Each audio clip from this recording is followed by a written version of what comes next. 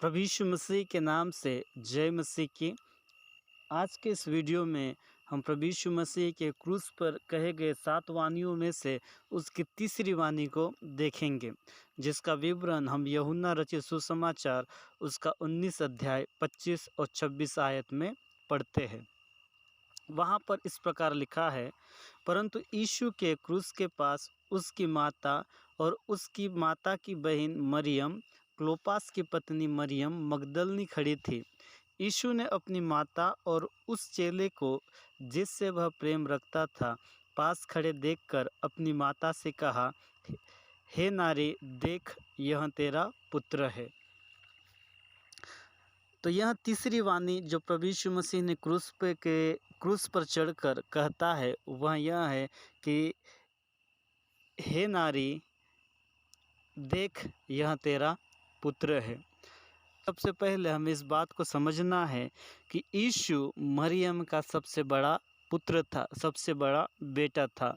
तो यहूदी रीति रिवाजों के अनुसार माता पिता का ख्याल करने की जिम्मेदारी, माता पिता का देखरेख करने की जिम्मेदारी सबसे पहले बड़े बेटे का होता है।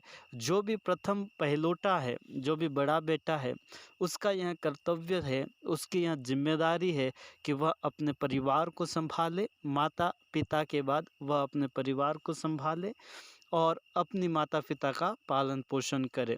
तो यीशु मसीह के इस तीसरे वाणी के द्वारा हम इस बात को देखते हैं कि जब यीशु क्रूस पर चढ़ गया था तो वह अपनी माता को देखता है। हो सकता है कि इस समय तक उसके पिता की मृत्यु हो चुकी होगी और उसकी माँ अभी विधवा अवस्था में है, उसका ख्याल रखने वाला अभी कोई नहीं होगा, क्योंकि उसकी पति यूसुफ की मृत्यु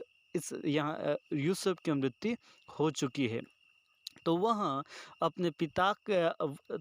अपनी माता को देखता है और वह अपनी जिम्मेदारी को क्रूस पर लटकते हुए यीशु समझता है कि उसकी जिम्मेदारी क्या है, और वह अपनी जिम्मेदारी को न छोड़ते हुए अपनी जिम्मेदारी को निभाने के लिए एक बड़ा बेटा होने के नाते, सबसे प्रथम पहलोटा होने के नाते वह अपने परिवार के प्रति, अपनी माँ के प्रति रहने वाली जिम्मेदारी का नज़रअंदाज नहीं करता है, परंतु उस जिम्मेदारी को समझता है और उस जिम्मेदारी को समझकर, उस कर्तव्य को समझकर वह उस कर्तव्य को किसी और के ऊपर सौंप रहा है, जिम्मेदारी को पूरा कर रहा है।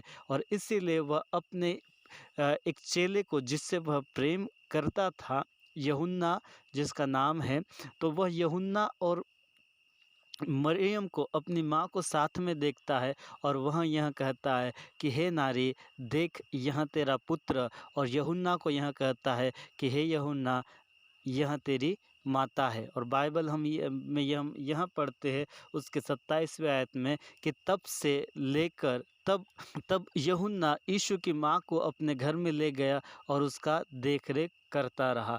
तो इस तीसरे वाणी से हम यह देखते हैं कि अंतिम समय में भी यीशु अपने जिम्मेदारी को, परिवार के प्रति अपनी जिम्मेदारी को नहीं भूला। तो इस वाणी से हम यह सीख सकते हैं कि परिवार को लेकर जो हमारी जिम्मेदारी है, एक माँ होने के नाते जो हमारी जिम्मेदारी है, पिता होने के नाते जो हमारी जिम्मेदारी है, भाई होने के नाते जो हमारी जिम्मेदारी है, बेटा होने के नाते, बेटी होने के नाते जो हमारी जिम्मेदारी है, बहन होने के नाते जो हमारी जिम्मेदारी है, हम उन जिम्मेदारियों से ना भागे, परंतु प्रयास करें, कोशिश करें हमेशा कि हम अपनी जिम्मेदारियों को निभाए, जिम्मेदारियों को पूरा करें। क्योंकि यीशु मसीह के तीसरी वाणी से हम यह सीखते हैं कि परिवार के प्रति जो हमारी जिम्मेदारी है, उन जिम्मेदारी को पूरा करना हमारा कर्तव्य है। प्रभु इन वचनों के द्वारा आशीष दे। जय मसीह की।